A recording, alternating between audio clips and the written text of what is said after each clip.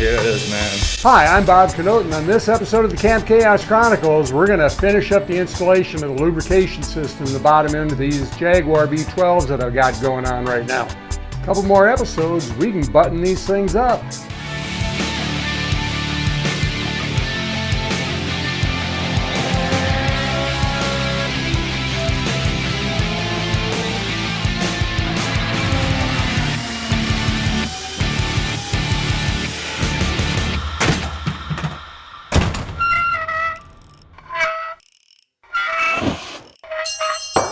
Dang it. Our next step will be to install the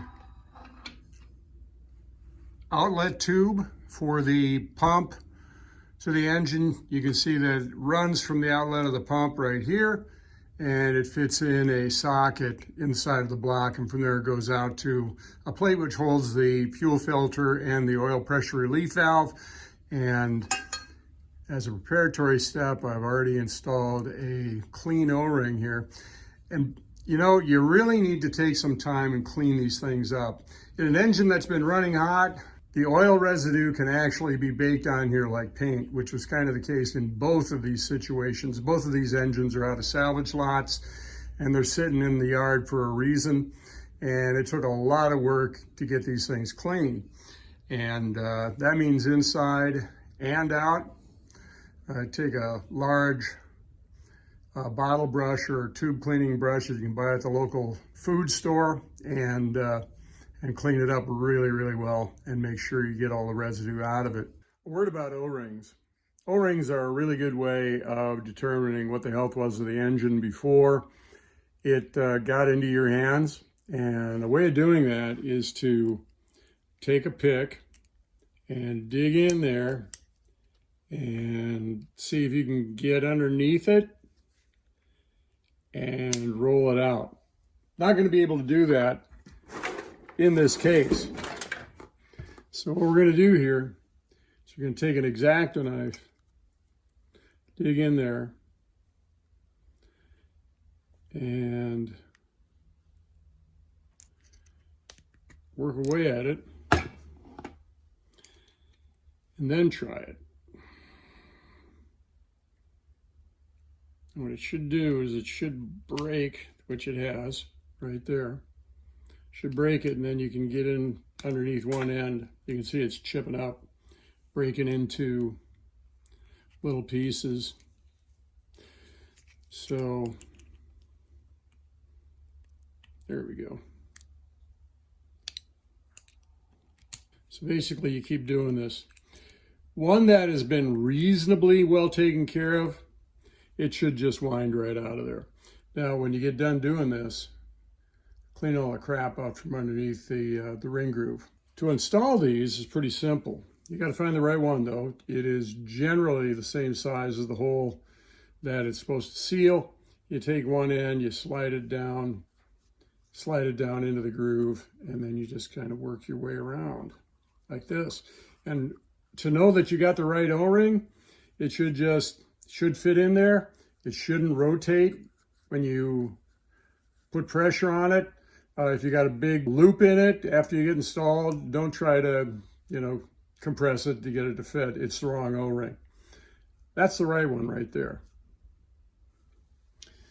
Now to install it on these tubes or any other part, first thing you want to do is make sure that you've got plenty of oil.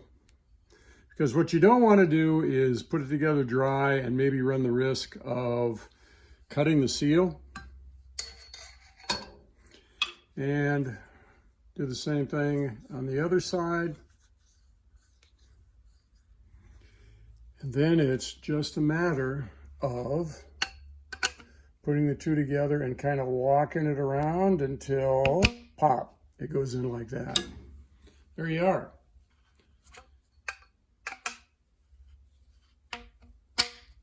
Boom. Now, what you're going to have to do is when you install this, you're going to have to slide this in and out a little bit in order to get the holes to line up. But there it is, ready to go. So this thing is going to fit like this, and the fitting goes on the oil pump. Okay, before we do that, however, what we need to do is to install this gasket right here. Now this is kind of an important junction because there's up to 70 or more PSI pressure here coming out of the pump when the engine is cold, really cold. So what we want to do is not only include that gasket, but we want to take a really good silicone gasket sealer, which is, in my opinion, the right stuff.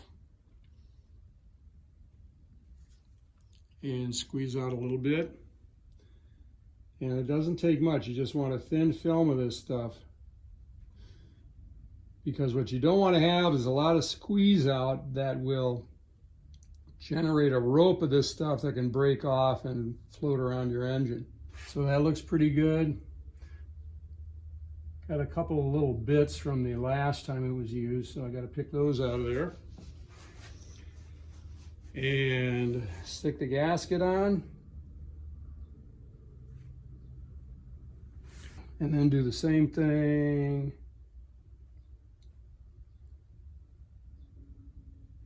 to the gasket itself.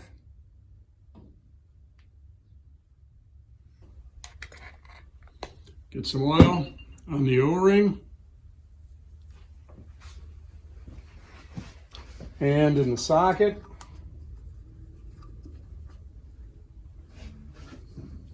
And then rotate the casting to where it should be. And kind of wiggle it around, and there it goes. And we got to pull this out just a little bit. And there we go.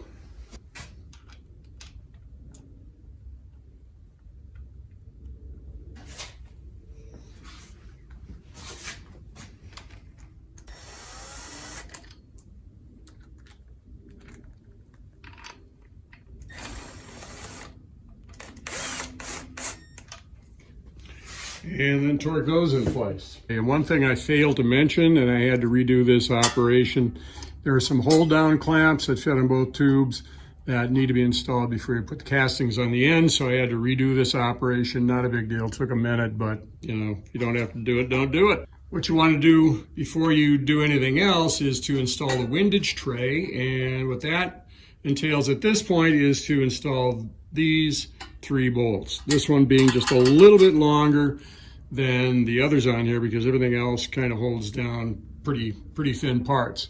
So don't tighten them down all the way because you want to be able to make sure everything aligns properly.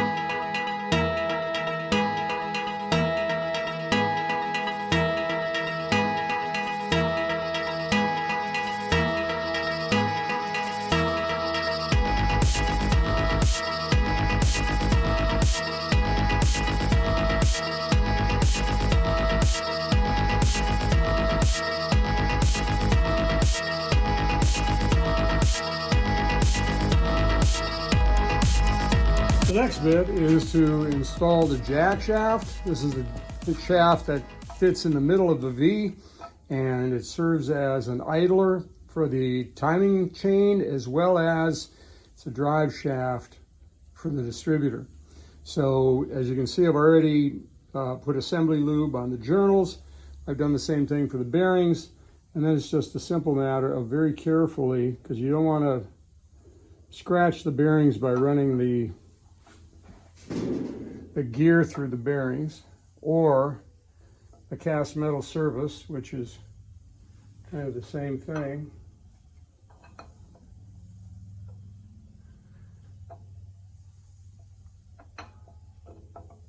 Okay.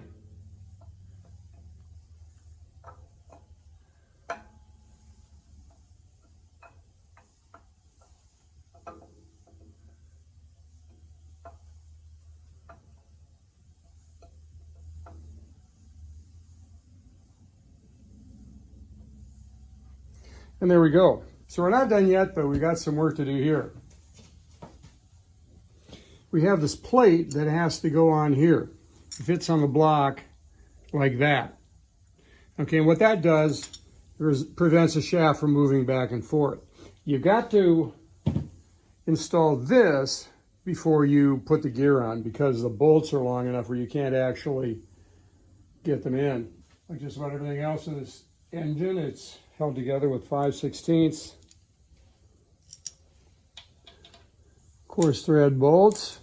Oh, one thing I failed to mention, put a little assembly lube between these parts. Everything that moves against each other that's not going to get oil right away needs assembly lube.